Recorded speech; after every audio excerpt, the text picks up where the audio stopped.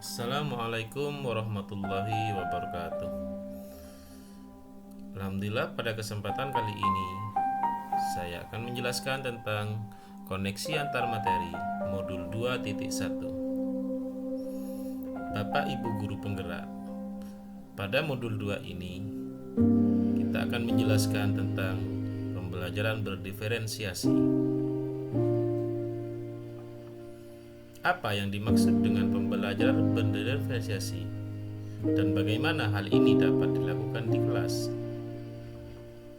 Tentu hal ini merupakan hal baru bagi kita semua, bagaimana kita menerapkan pembelajaran berdiferensiasi atau apa yang disebut dengan pembelajaran berdiferensiasi.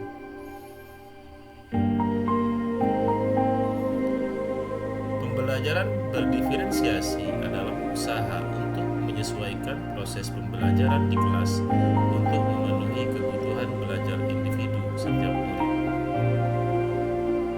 Jadi, pembelajaran berdiferensiasi merupakan pembelajaran yang mengedepankan kebutuhan murid, karena kita sadari bersama bahwasannya tipe belajar murid itu berbeda-beda. Cara belajar murid juga berbeda-beda. Minat belajar murid juga berbeda-beda. Maka, melalui pendekatan berdiferensiasi ini merupakan usaha untuk mengedepankan kebutuhan belajar murid. Untuk dapat menerapkan pembelajaran berdiferensiasi di kelas, ada beberapa hal yang dapat kita lakukan. Yang pertama, melakukan pemetaan belajar berdasarkan 3 aspek, yaitu kesiapan belajar, minat belajar, dan profil belajar murid. Bisa dilakukan dengan cara observasi, wawancara, atau angket. Kemudian yang kedua, merancang pembelajaran berdiferensiasi berdasarkan hasil pemetaan, yaitu dengan cara memberikan berbagai pilihan baik dari strategi, materi, dan cara belajar. Yang ketiga, mengevaluasi dan merefleksi pembelajaran yang sudah berlangsung untuk mengetahui kelebihan dan kekurangan sistem pembelajaran yang kita telah terapkan. Yang kedua, jelaskan bagaimana pembelajaran berdiferensiasi dapat memenuhi kebutuhan belajar murid dan membantu hasil belajar yang optimal. Setiap murid memiliki karakteristik yang berbeda. Jika kita tidak memberi pelayanan yang sesuai dengan kebutuhan murid, maka hal tersebut dapat menghambat murid untuk maju dalam belajarnya. Sehingga sudah seharusnya guru menerapkan pembelajaran berdiferensiasi agar murid mencapai hasil belajar yang maksimal.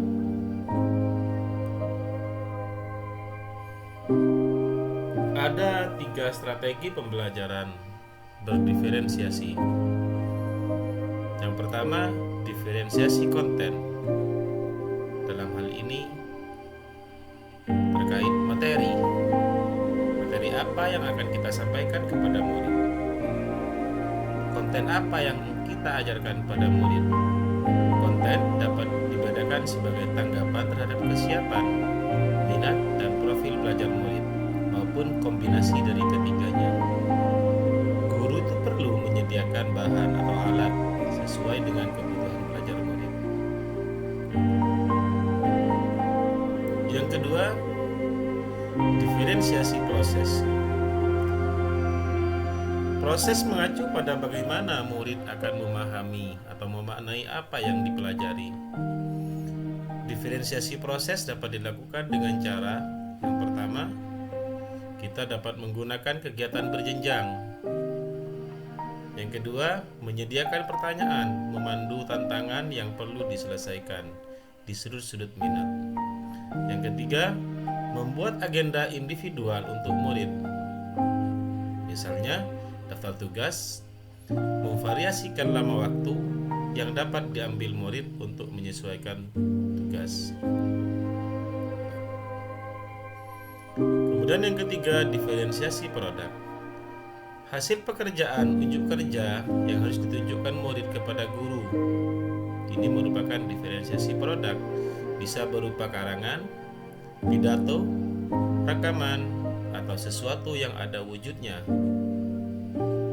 Produk yang diberikan meliputi memberi tantangan yang beragam atau variasi, dan memberi pilihan bagaimana murid dapat mengekspresikan pembelajaran yang diinginkan.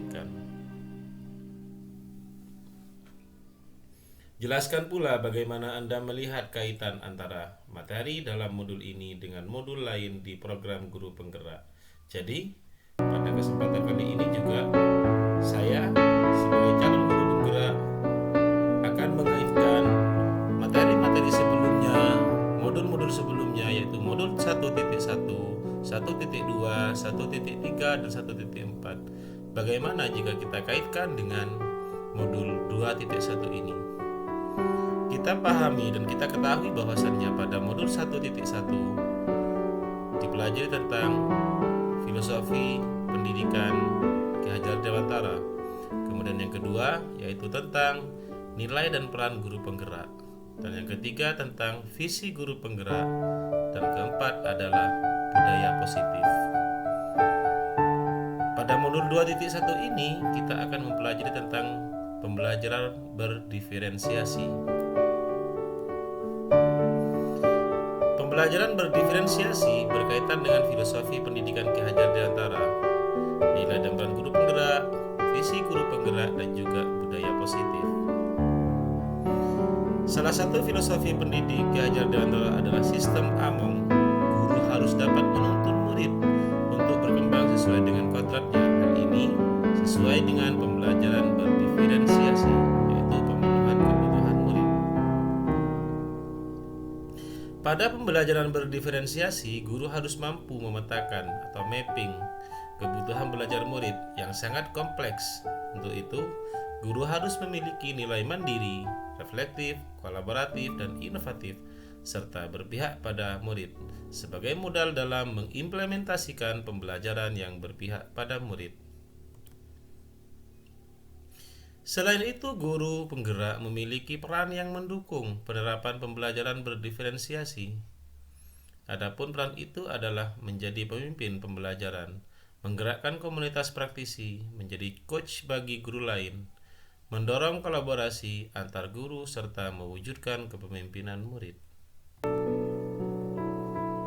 Guru penggerak memiliki visi untuk melakukan perubahan positif dalam pembelajaran yang berpihak pada murid dengan pendekatan inquiry apresiatif atau IA, yaitu pendekatan manajemen perubahan yang berkolaborasi dan berbasis kekuatan.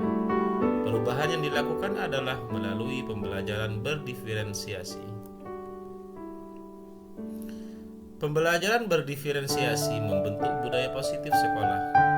Budaya positif dalam konteks ini dapat didefinisikan sebagai nilai-nilai, keyakinan, dan kebiasaan di sekolah yang berpihak kepada murid agar dapat berkembang menjadi pribadi yang kritis, penuh hormat, dan bertanggung jawab.